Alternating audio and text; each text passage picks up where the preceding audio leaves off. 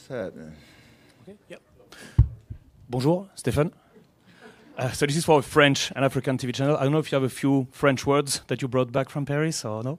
Nui, nui. That's a good start. I got.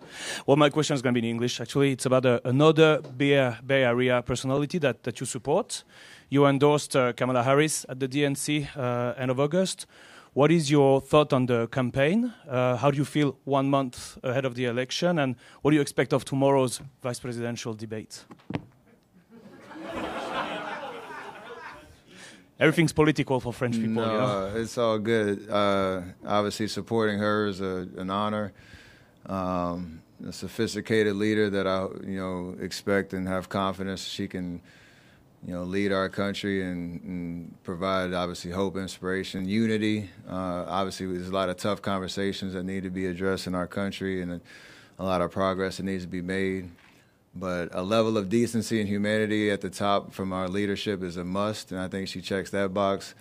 I know she has a great opportunity with the rest of the campaign leading up until the actual election to dig into her, politics and the way that she wants to impact our country, in the most powerful office in the world. And I know she'll be able to kind of do that in a meaningful way that provides confidence that she has a great plan.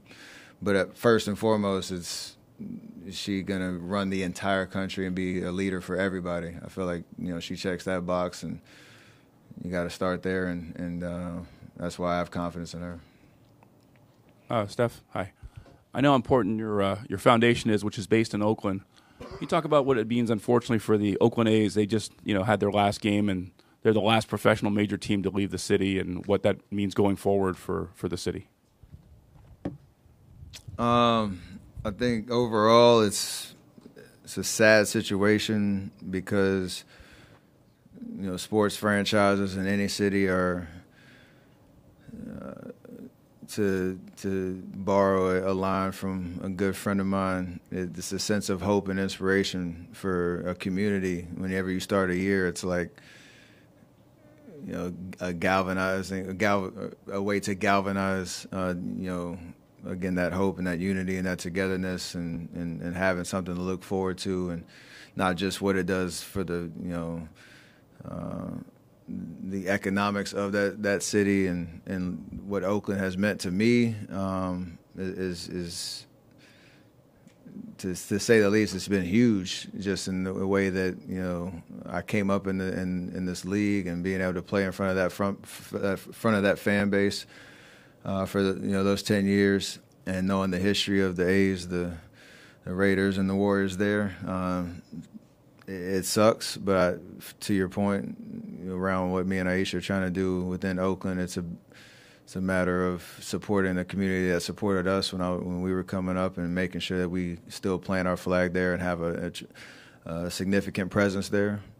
But it is unfortunate that there aren't any more professional teams that are representing Oakland. Specifically just because of how much history there is around sports and that fandom and that sense of pride of being from Oakland. So I don't know how you kind of work around how tough it is, but for me and Aisha, obviously we want to make sure we continue our work there, especially through the school district, and creating opportunities for the next generation to achieve their full potential. But other than that, you have to admit how sad it is for everybody. Stephen over here. How you doing, man? Doing great. Good. This is for you like the longest off season you've had in a long time since your very early career.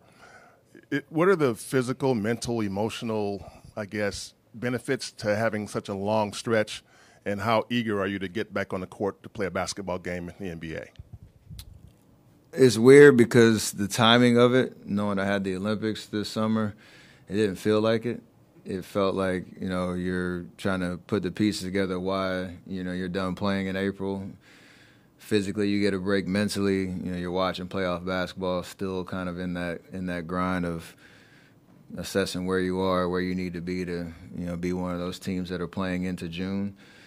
And then I took 2 weeks off, started working out, getting ready for the Olympics. I had a 6-week run playing in the Olympics, and these last 4 weeks trying to balance rest and still staying sharp physically and mentally to get ready for a season. So it tested me in a different way. Thankfully, I had the Olympics to look forward to, so I didn't have just 5 months of sitting at home. And I think that'll hopefully allow me to get off to a good start individually. But to your question, I'm super excited to be back and to figure out what this team, needs to do to win, and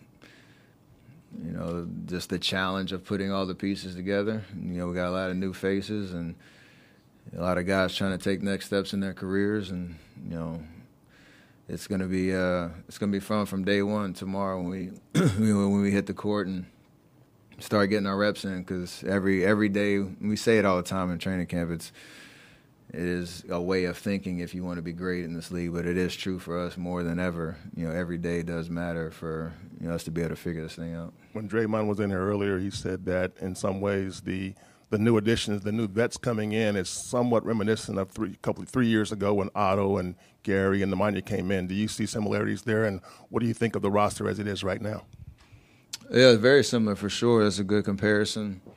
Guys that have been around the league in different situations and I think fit the style that we try to play, even though we do need to evolve and have a different look on offense and defense. We've had 2 years of kind of some stagnant ball at times, but still enough that we're convinced that we can be a good team.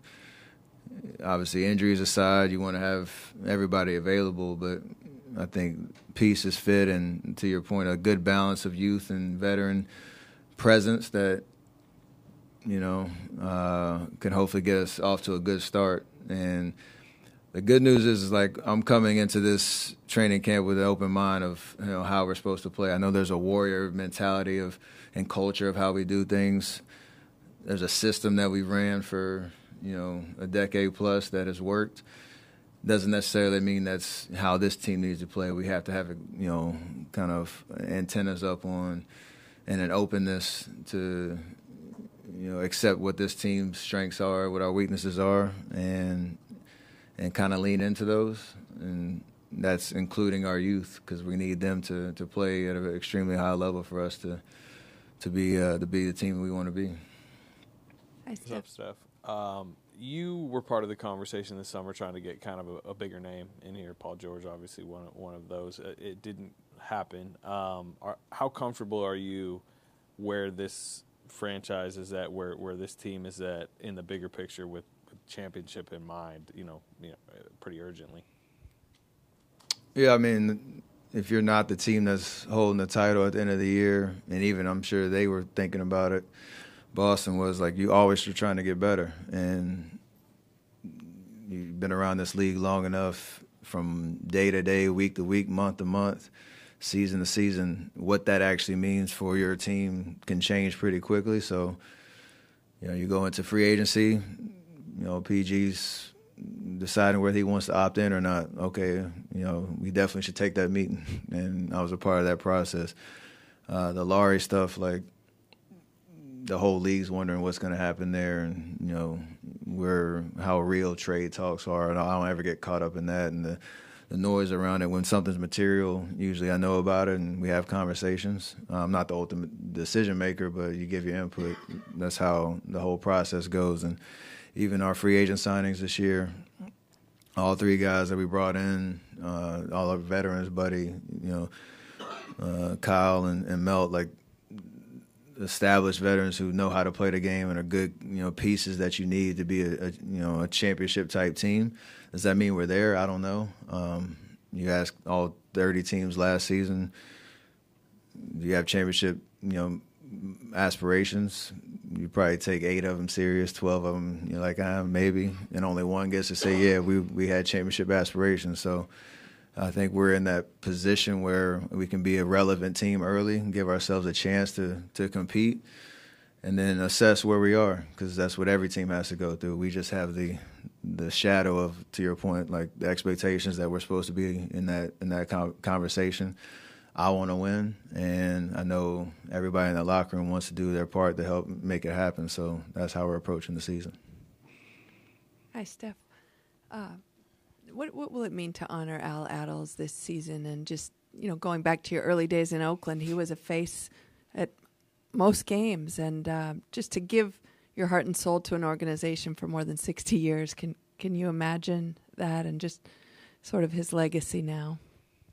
Yeah, it's special, to have the patch and, his name's on our court down in the facility. And to your point, he was such an ambassador for the entire Bay Area, the ultimate, Golden State Warrior. You see his face on the wall in our practice facility. You see his name on the court. You see his number and his name in the rafters. And, we know the story extremely well of what he meant on and off the court to the organization. So I don't know if any gesture will go, far enough to honor him and what he meant, to the entire Bay. But every conversation I had with him, he was, very appreciative of, his place within the organization and what he stood for, what he meant.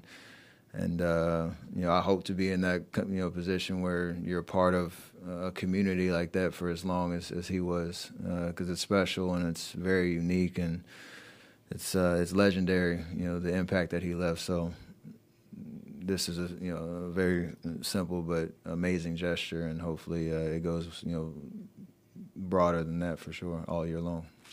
Stefan, good to see you. I guess following up on that, being in the same place for a long time, we haven't spoken to you since your contract extension. How important was that for you to get that done? And as you've talked so much about, it feels like over the past couple of months, just maintaining you staying here in San Francisco.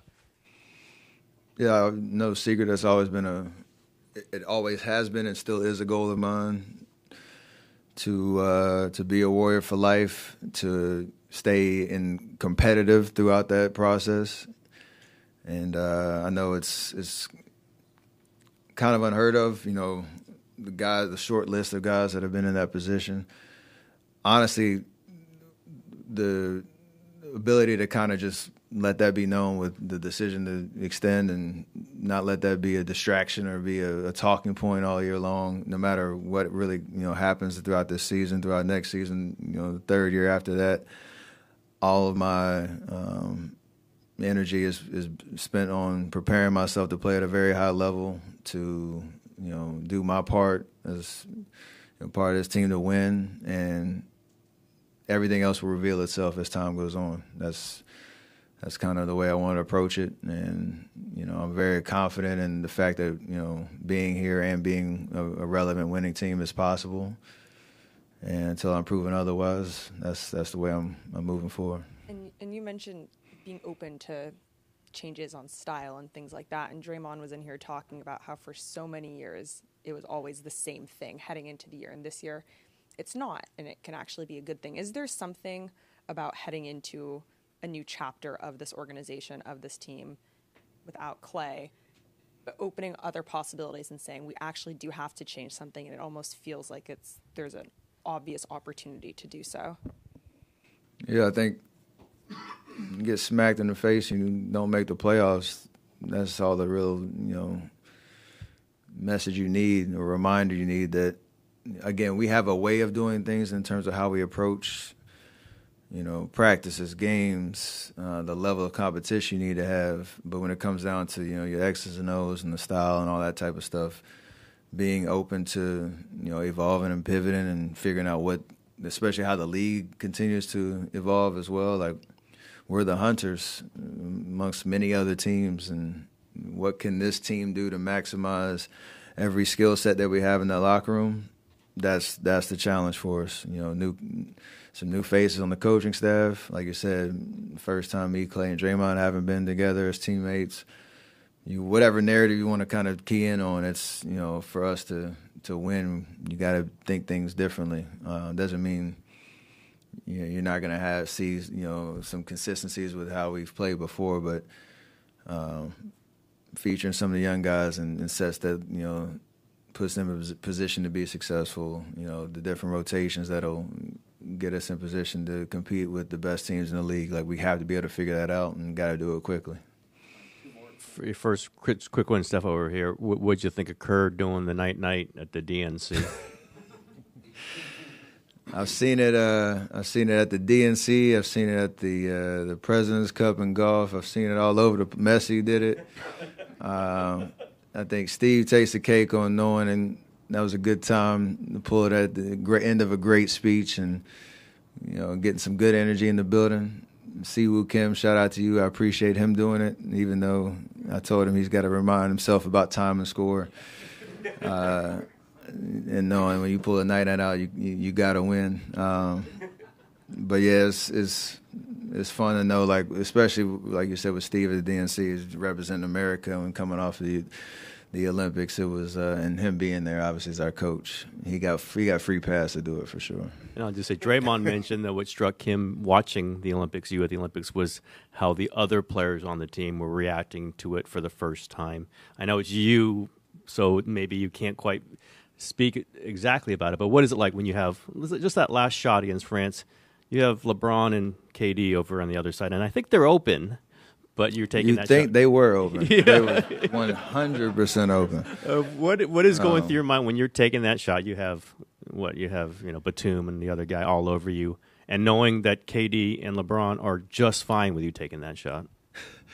I wouldn't say that either, because I read body language pretty well. When I watched it back, I got trapped. I threw it to K. Braun was open on the wing, on the swing, but K threw it back to me.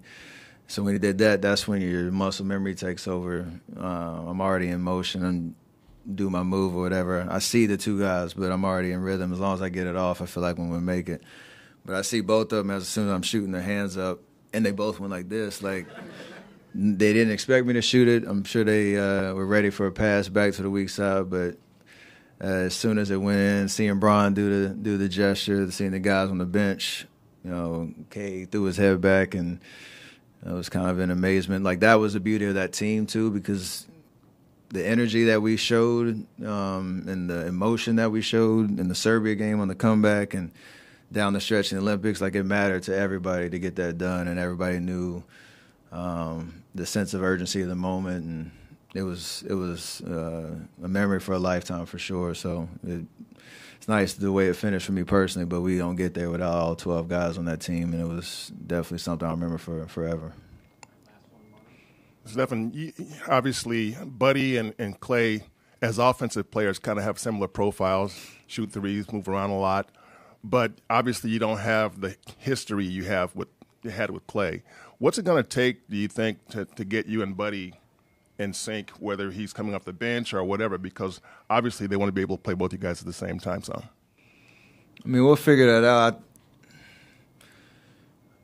It's on the list of many things to kind of work through when it comes to, again, the openness of how we're going to play, what's being asked of everybody individually, with their role. The different rotations that we'll experiment in training camp, preseason games, and maybe early into the year. But for Buddy, he shoots the ball. Like, you shoot open shots, you play within the system, be a threat to score. Whenever he's out there, and that'll solve itself. Obviously we need a defensive mindset as well when it comes to all five guys, no matter who you're out there with. But play with a couple pickup sessions with him. Dude's a shooter. He's confident in his game, and we need that because that's such a valued commodity in the league. Having a knockdown shooter that can space the floor and somebody that you always got to know where he is. So I'm not too worried about that, but it's on the list of all the things we have to figure out as a team to put it all together.